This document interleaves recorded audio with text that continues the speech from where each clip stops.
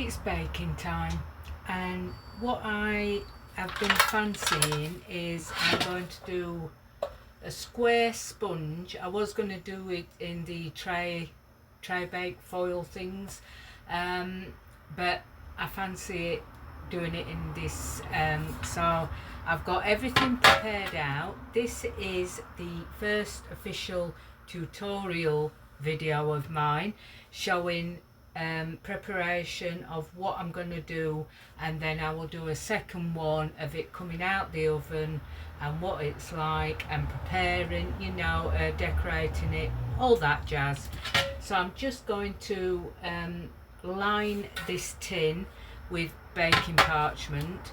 So I've measured everything else out. I've remembered and thought to save time I'll measure everything out. Forgot the tin, so I'll be back. Right, so even though I'm using baking paper, I still like to line the tin with butter. I just get a bit of kitchen towel and just lightly grease it just in case. And I find also, apart from wetting the baking paper, if you don't do that, it helps the baking sheets to stick to the tin. Right, so let's crack on with this. I know you've seen me do this quite a few times on here now, but I've got 8 ounces of butter. Can't speak this morning. So I've got my trusty standing mixer out today.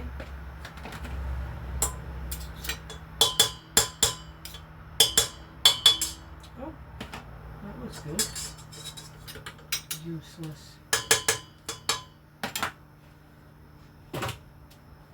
And then to that, this is 8 ounces of margarine, baking spread, whatever you want to use. I'm using Stork at the moment because that's what I've got in. 8 ounces of no, it should be 8 ounces of sugar, but I use 2 ounces less because we don't like it as sweet. So 6 ounces of sugar, or 8 ounces if you like it sweeter. Can use caster sugar, but ordinary sugar, it's all the same, and ordinary sugar is slightly cheaper, I think, at the moment. So then you put that in and let that have a little mix around. You do if it's plugged in.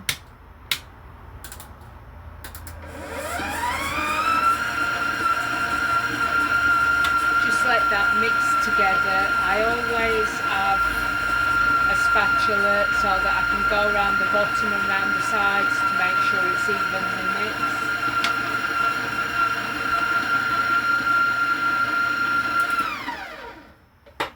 Right, so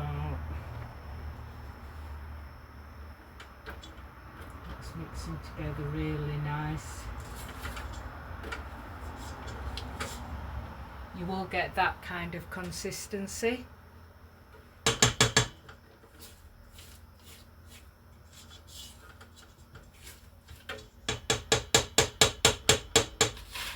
So then to that I'm going to add a teaspoon of Moroccan almond essence.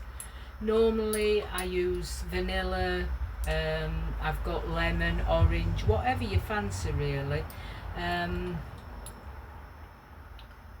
I find it, that is. Teaspoon, 1 teaspoon. You'd think I'd be used to the colours by now, wouldn't you?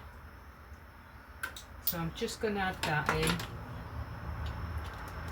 and then I'm going to add 4 eggs. I always do half eggs to what the quantity of the other ingredients. So if I'm doing 10 ounces of flour, marge, etc., I'll use 5 eggs. So already beaten up. In they go.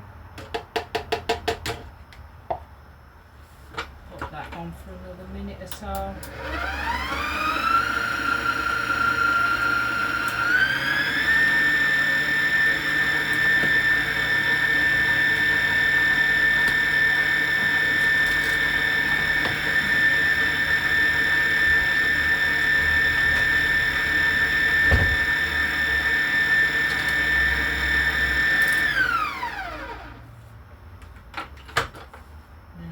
this bit I am going to take it off the stand and hope that it doesn't drip down all over.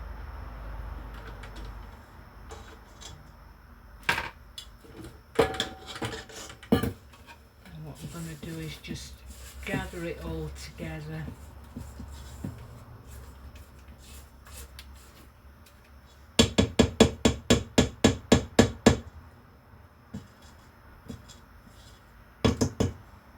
Give it another whiz round.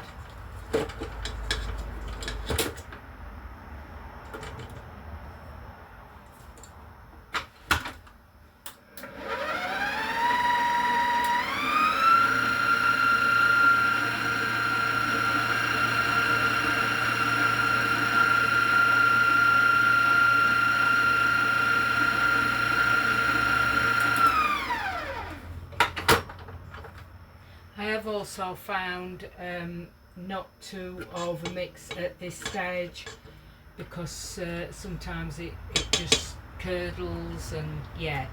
So what I'm going to do is add 8 ounces of self-raising flour, and you don't have to add baking powder, but I always add 1 teaspoon.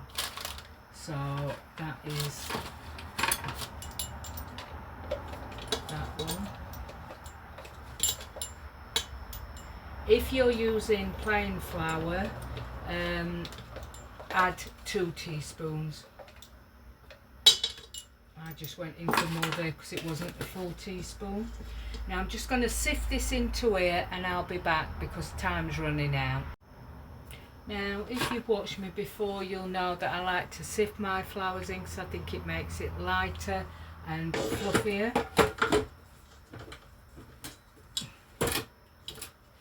So I'm just going to let that have a good mix up.